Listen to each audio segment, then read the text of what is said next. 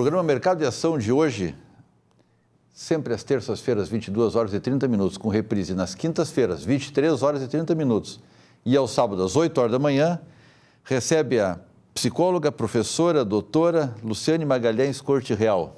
Mais uma vez, seja bem-vinda ao nosso programa. Coordenadora do curso de especialização em psicopedagogia, doutora em informática na educação, na URGS, mestre em psicologia do desenvolvimento, psicóloga.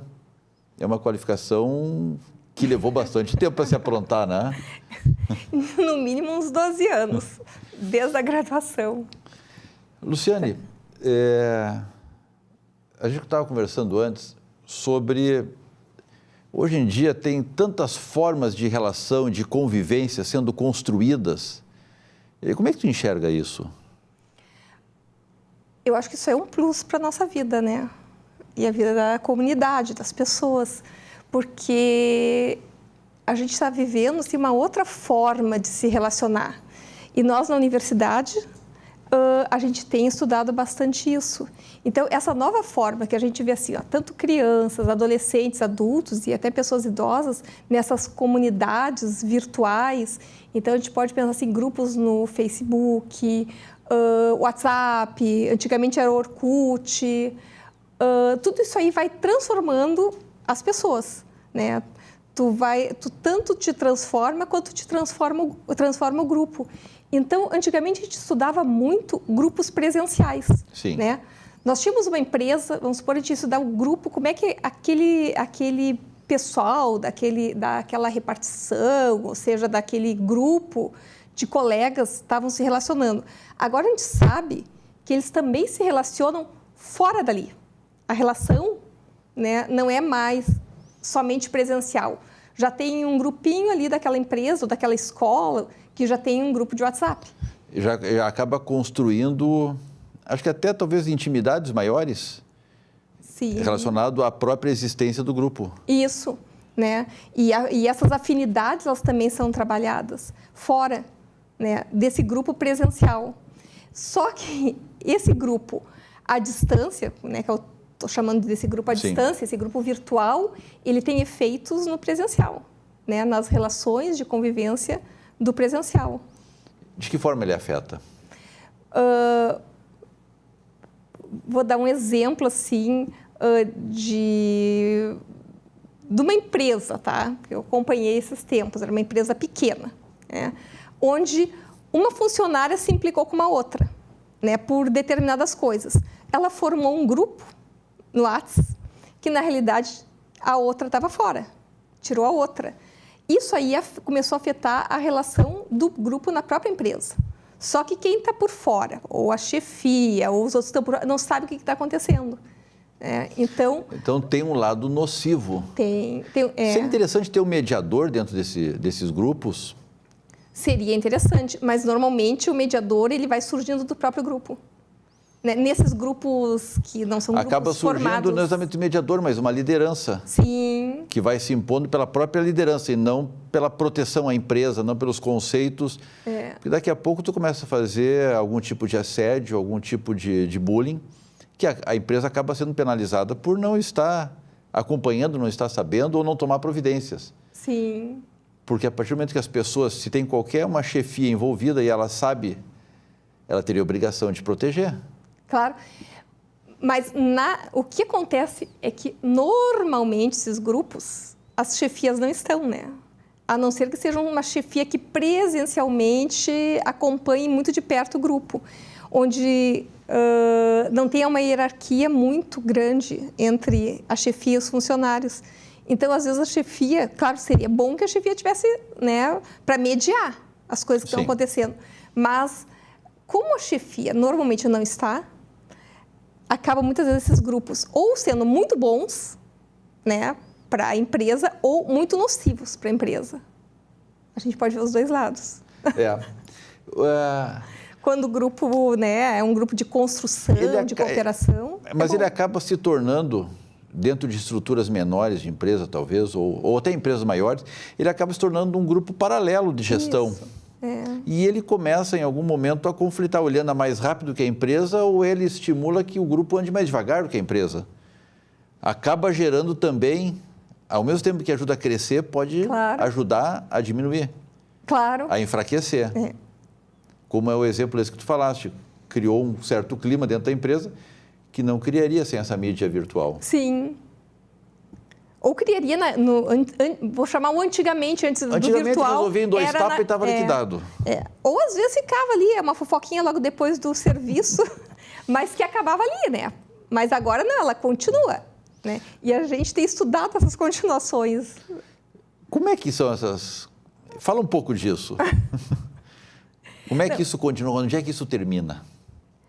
É que o que acontece? Às vezes termina... Eu vou colocar que esse é o que eu me lembro agora, do meu último, né, que eu acompanhei. Terminou em demissão, né? Porque começou a funcionar, a se implicar. Porque o que acontece, assim? Vou falar assim porque... A realidade. A realidade pelo lado mais psicológico, né? Sendo psicóloga, eu vejo muito pelo lado psicológico do que vai acontecendo. Num grupo, as pessoas têm, cada um pouco da sua individualidade, né? E tem a sua estrutura psicológica, ou seja, a sua maneira de funcionar. Essa maneira, num grupo maior, claro que ela se perde um pouco por tu fazer parte deste grupo, né? Desse grupo maior. Então, tem coisas que ficam um pouco assim, mais... não perdidas, mas um pouco mais... perdi a palavra, assim, mais disseminadas, não seria? Sim. Né? Le Bon faz uma abordagem interessante de que quando tu começa a fazer um coletivo, tu tende a emburrecer as pessoas, ou seja, o grupo se nivela no nível mais baixo possível das características comuns ao grupo e com isso ele se movimenta. Um líder pode ser positivo ou negativo, o grupo vai andar com ele e isso se torna normalmente nocivo. Sim.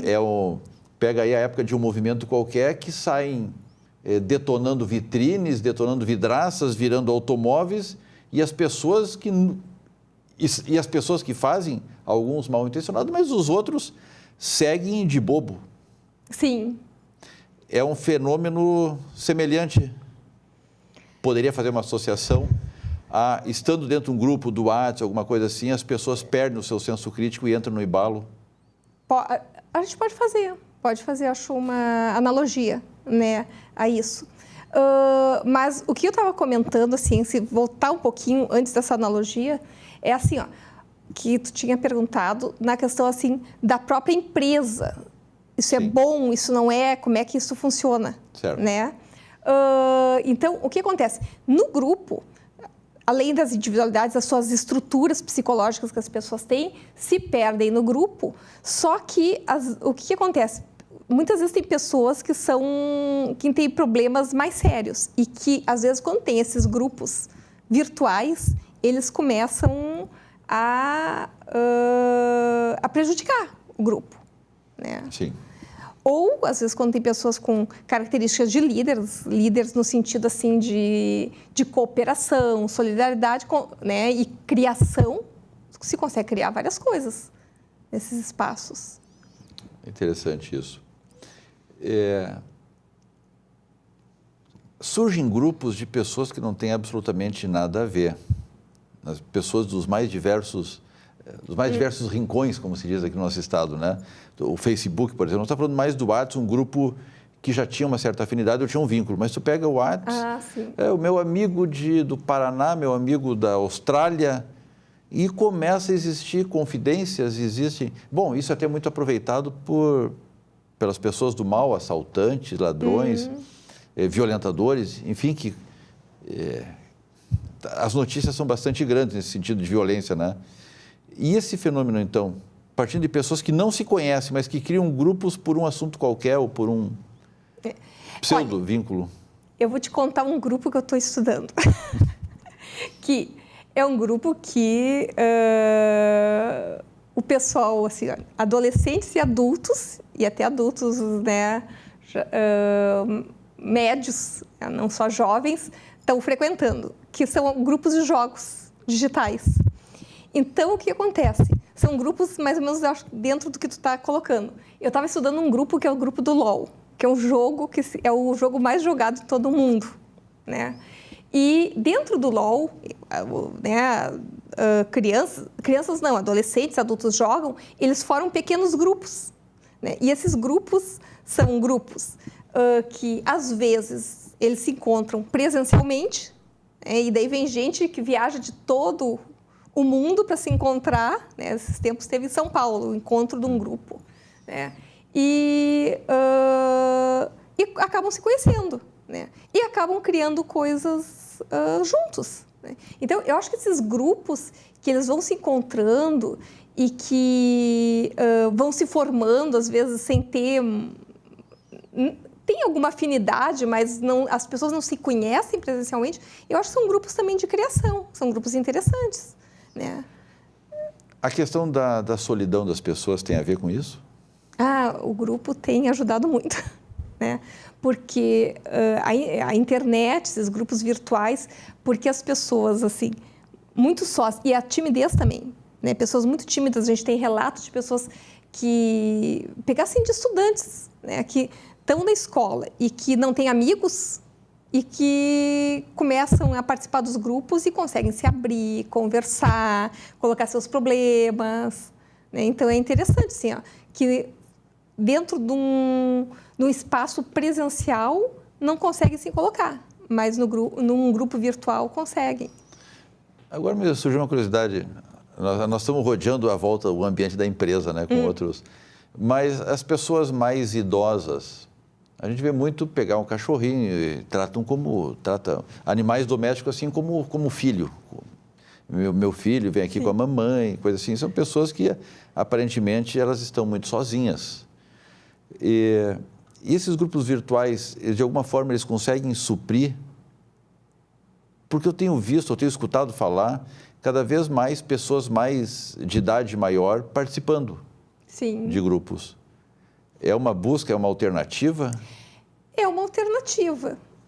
Mas essa dos cachorrinhos, normalmente as com os cachorrinhos, né? Que é um estilo de como se relacionar, né? Tem pessoas que têm esse estilo de querer se relacionar com pessoas, e daí tanto presencial quanto virtual, né? Estão numa busca, né? E essa questão dos cachorrinhos supre dentro de casa uma carência, né? Uma carência. Tem até agora os cachorródromos, né? Formam daí grupos lá. Eu sei que tem creche de cachorro. Tem creche, mas tem cachorródromo. Daí esses dias eu estava observando, o pessoal se reúne em determinada hora com seus cachorros. Luciane, nós vamos agora, logo seguir, fazer um intervalo. Depois do intervalo, eu gostaria de falar contigo um pouquinho mais sobre grupos, a dinâmica de grupo. Como é que um líder, pode ter líderes circunstanciais. Sim. Ou lideranças de longa gestão, ou para projetos, para situações pontuais. E é muito complicado essa pessoa chegar num grupo e assumir uma gestão daquele grupo e conseguir resultados efetivos, o envolvimento, a mobilização daquelas pessoas. Eu gostaria de que tu nos posicionasse um pouquinho nesse sentido. Então tá. Tá? Vamos ao intervalo, retornamos num instante e a pergunta já está feita.